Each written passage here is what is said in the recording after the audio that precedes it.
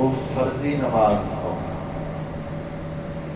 اور جو اس میں کمی کوتاہی ہوگی وہ اللہ رب العزت کہیں گے انظروا لعبدی هل من تطوع، دیکھو کیا میرے بندے کی کوئی نفلی نماز ہے، تو نفلی نماز کے ساتھ اس کی فرضوں کی کمی پوری کی جائے گی۔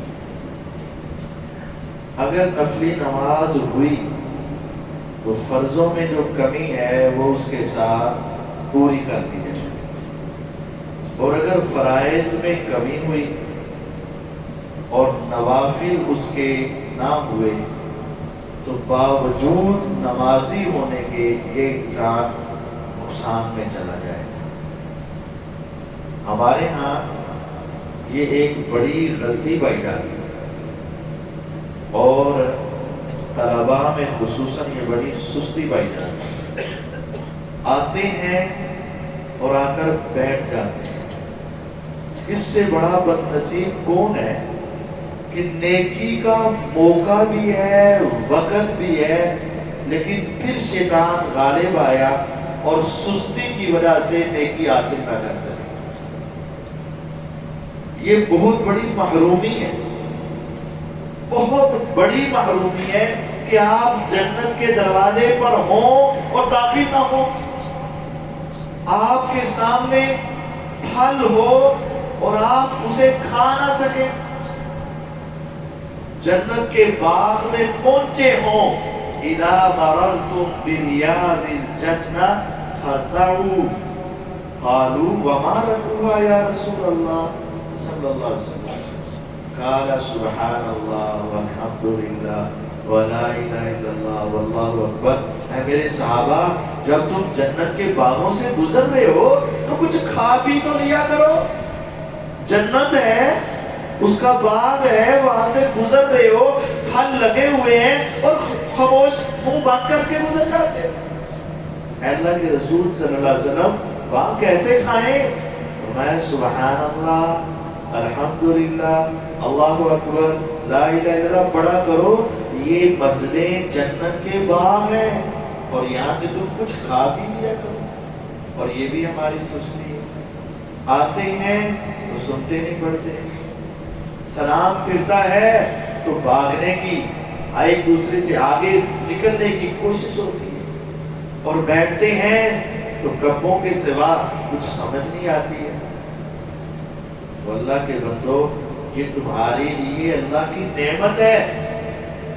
دکان چھوڑنا، کاروبار چھوڑنا، دفتر سے نکلنا، محنت مزدوری سے نکلنا بہت مشکل، اور تمہارے لیے تو اللہ نے آسان اتنا بنایا، کوئی کام نہیں سوائے عبادت کے، پڑھنا بھی عبادت اور نماز بھی عبادت، تلاوت بھی عبادت، یہ تمہارا کام تو سارا عبادت والا ہے، اور تمہیں تو چاہیے کہ تم وقت سے پہلے آؤ۔ یہ جو ہمیں کمروں سے نکالنا پڑتا ہے، چلو بھئی چلو بھئی چلو بھئی جلدی چلو، اچھا جی چلتے ہیں، چلو بھئی جلدی، اچھا بھی چلتے ہیں، کیا ہے؟ کاش کہ ہم بھی ایسے ہو جائیں۔ وَعَجِلْتُ إِلَيْكَ رَبِّ لِتَرْضَىٰ، اللہ تعالیٰ نے بلایا موسیٰ علیہ السلام کو اپنی ملاقات کے لیے کوہ طور پر، اور کہا بندے بھی لے آنا ساتھ۔ وہ لے کر چلے گئے تو موسیٰ علیہ السلام آگے آگے آگے آگے اکیلے پہنچ گئے، اور باقی سارے بندے قَالَ هُمْ أُولَٰئِ عَلَىٰ آثَارِي، اللہ تعالیٰ نے پوچھا آپ کا تو جو ہمارا وعدہ طے تھا بندے لے کر آنے کا تھا، اور آپ اکیلے آ گئے، یا رب وہ پیچھے آ رہے ہیں تو تم جلدی۔ وَعَجِلْتُ إِلَيْكَ رَبِّ لِتَرْضَىٰ، میں جلدی جلدی آیا تیری طرف اے رب تاکہ تو راضی ہو جائے۔ تو کبھی ہمیں بھی تو ہونا، ہم تو دیکھتے ہیں 5 منٹ ٹائم ہوئی چلے جاتے ہیں، ہم 5 منٹ پہلے اذان سے پہلے یا بیٹھے ہوں تو بندہ پوچھے کیا ہوا، وقت بدل گیا؟ نہیں، میں پہلے آیا ہوں تاکہ میرا رب میرے اوپر راضی ہو جائے۔